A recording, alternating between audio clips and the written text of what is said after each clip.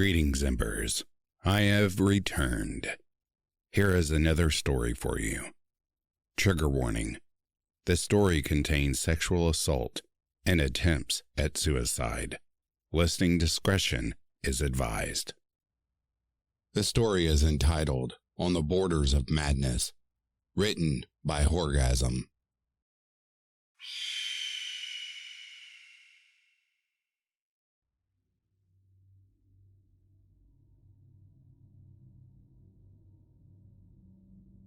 Laura Jones gazed blankly into the forest as she sat alone, knees hugged tightly to her chest, almost forgetting the uncomfortable flaking boards of the porch beneath her. The air was still and deathly quiet, and an indeterminate stirring had drawn the girl outside, cutting through the silence as if calling directly to her.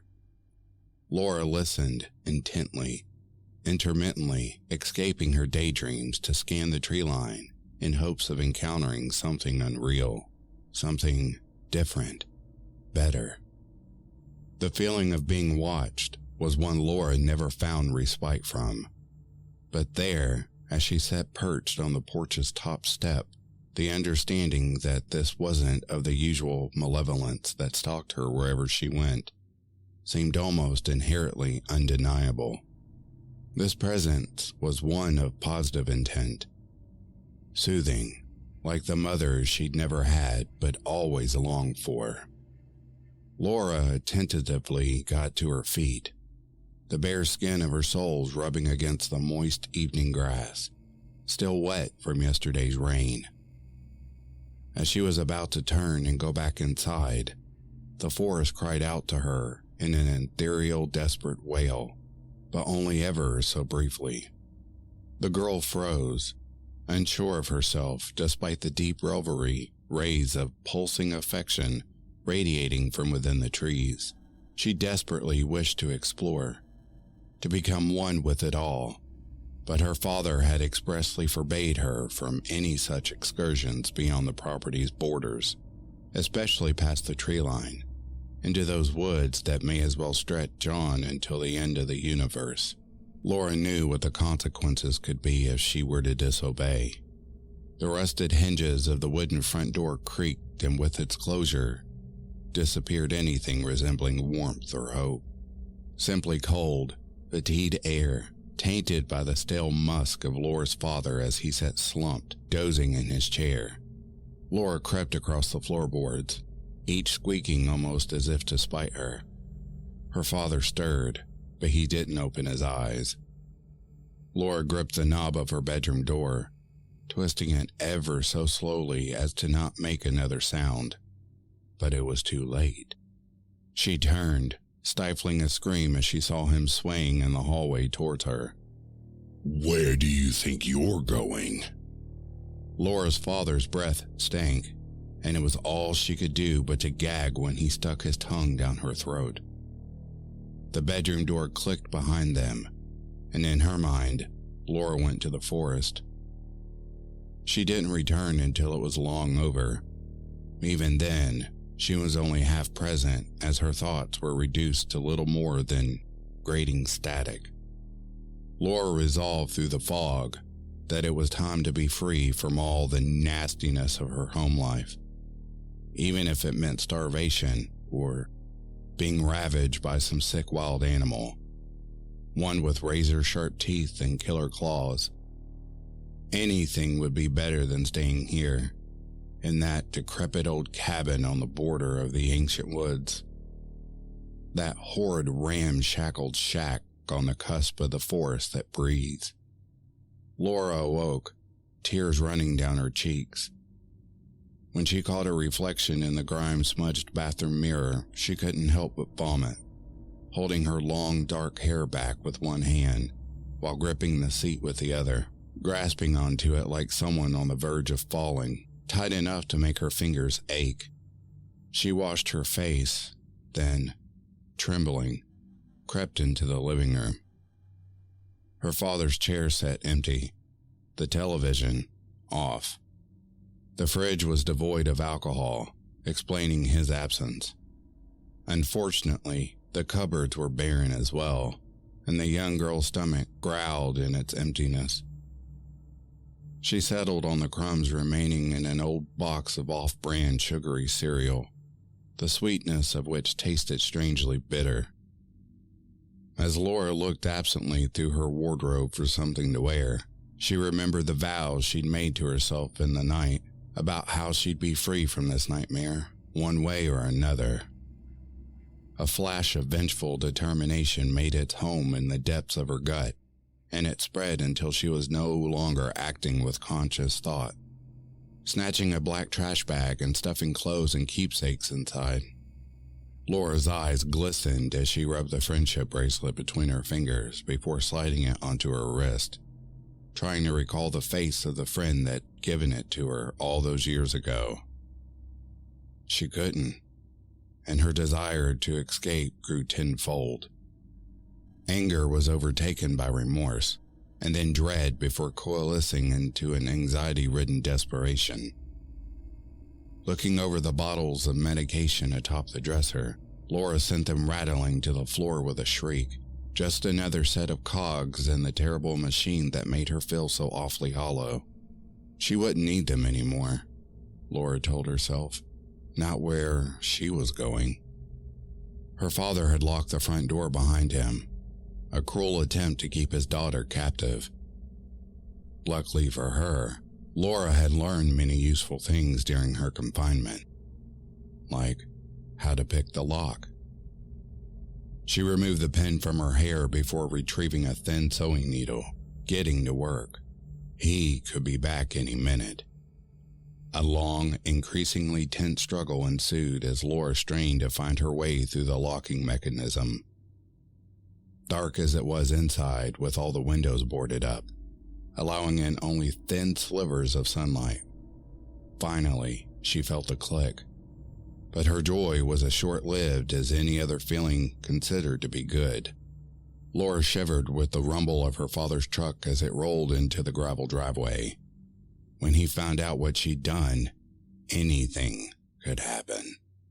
Without another thought, or even a look over her shoulder, Laura flung the door open so hard that the wood splintered against the frame, and she burst through the threshold, forgetting her belongings on the filthy living room carpet.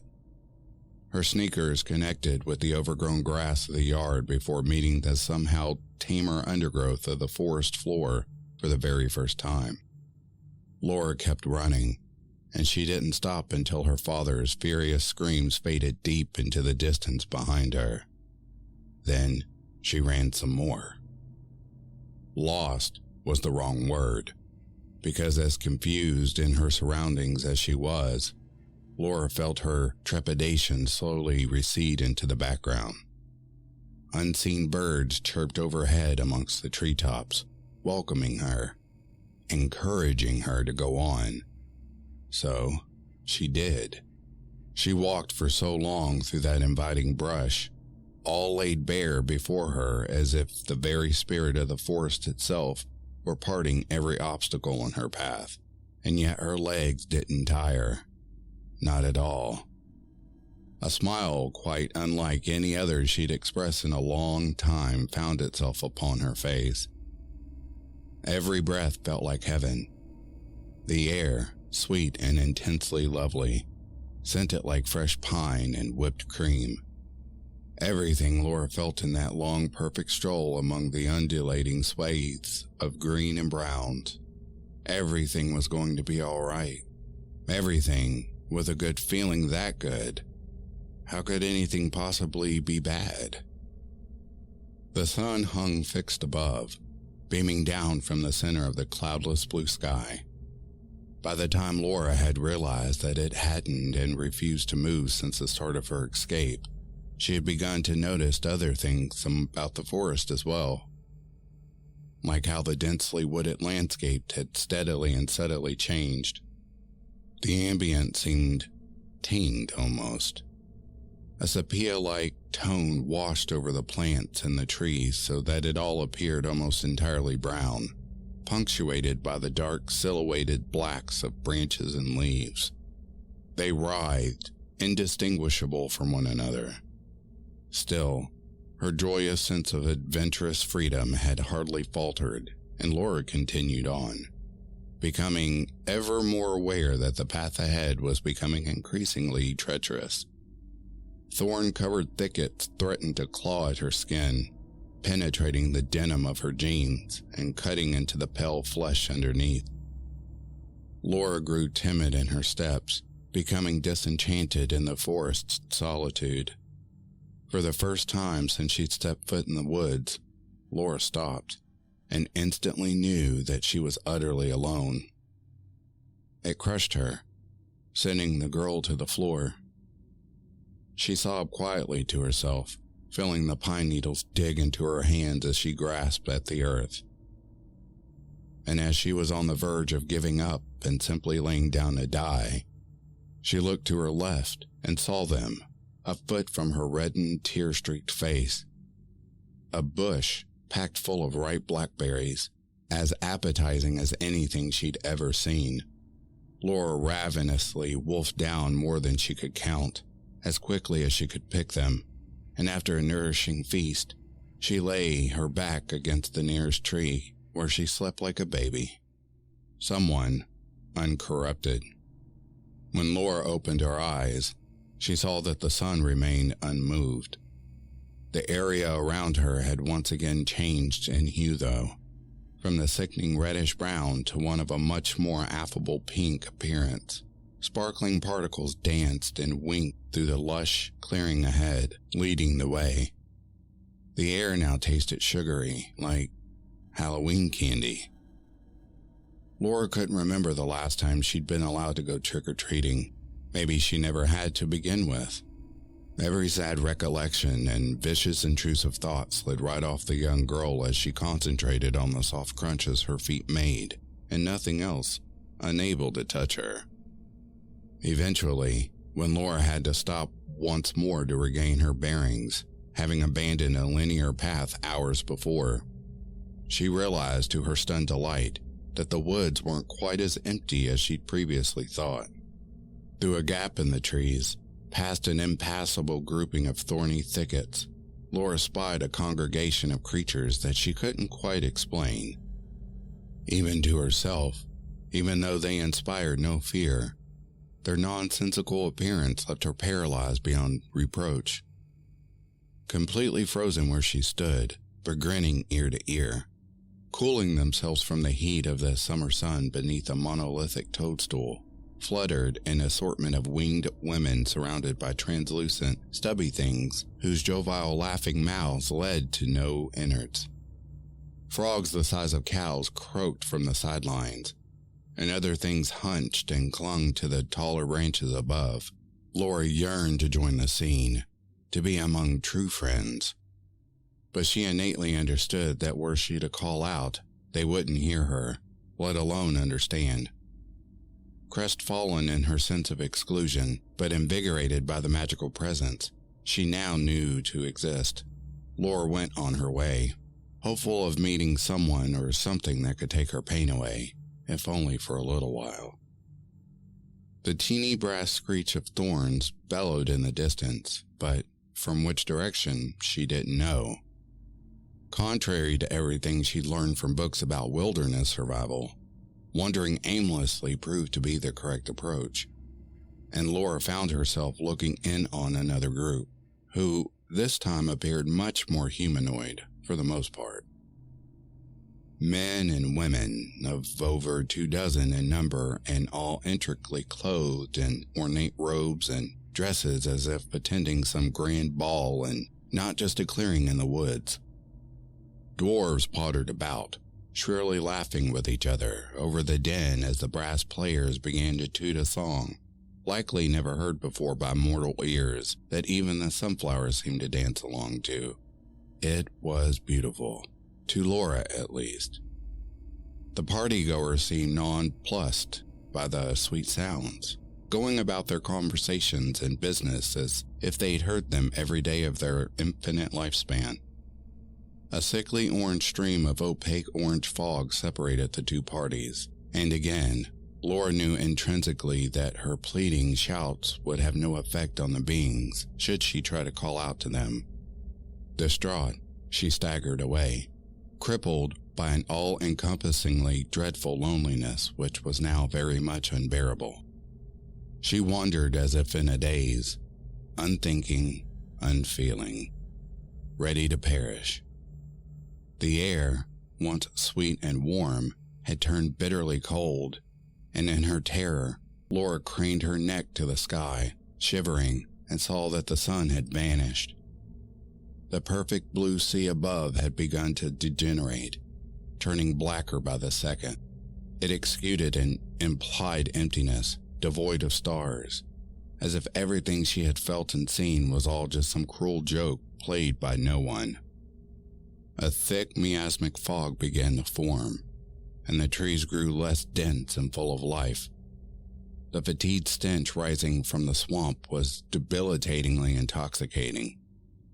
Laura's belly rumbled, begging for food as if it never been full, and she began to weep once more, imploring some vague, altruistic force to save her from her torment. She screamed into the blackened sky until her bone-dry throat stung and she could scream no longer. Then, as quickly as she'd entered, she was no longer among trees, surrounded by the vastness of an unending and desolate desert. Laura didn't care. She didn't even glance over her shoulder to see what she'd left behind. She simply continued forward, unable to go on any other way. A violent wind was picking up, carrying clouds of coarse grayness that slashed at the girl's eyes.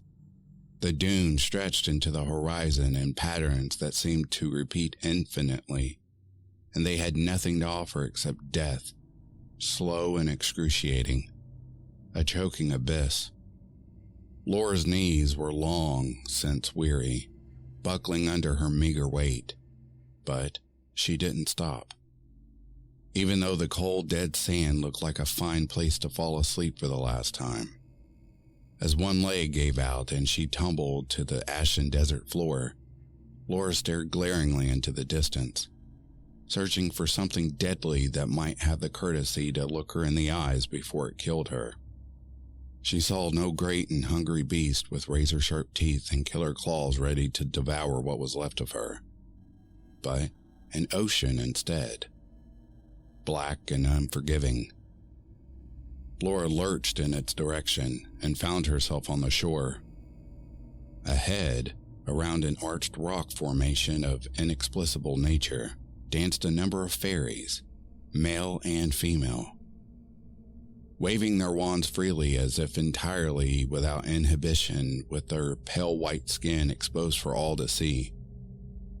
Cherubs floated in a congealed mass above the figures atop the formation. A loving family, crowned in shining white light. The beings reveled soundlessly as Laura watched on, still observing, even as her body gave in and she collapsed on top of some brittle, jagged rocks at her feet. The divine group seemed to take notice of her then, and some laughed. Others whispered, mocking jeers that stabbed at Laura, at her very being, even worse than the inhospitable floor she'd fallen onto. The insults became less direct and softer, but still impossibly cruel. They said cryptic, confusing things like, "This one's still breathing," and "Get her out of here."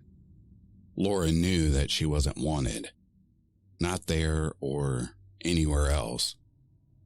The entire world seems to throb in and out in a deep wavering, much like the dark, impenetrable sea, and the young girl felt hands on her, picking her up, delivering her. Flashes became another place entirely, until finally Laura could see again. She was at home, being lifted out by strange men. Scorching blue light streaked her vision through the windows, and a wailing enveloped the night, drawing closer. More sirens.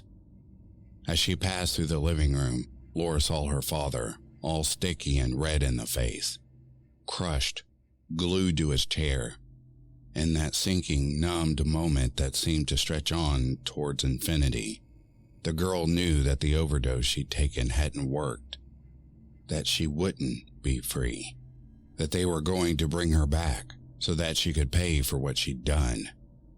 Empty pill bottles littered the carpet along with the stained brown wraps of her father's stash, mingling with the usual cluttered garbage.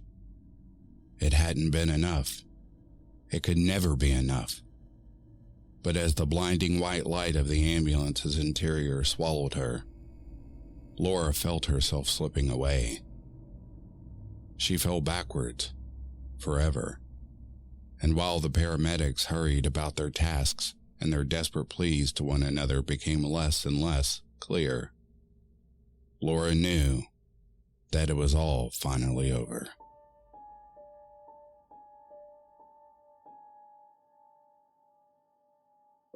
And there you have it, Embers. Another creepy yet sad tale brought your way just for you. Remember, if you haven't, please consider selecting the subscribe button and setting your notification bell to all so that you don't miss further and newer stories coming your way.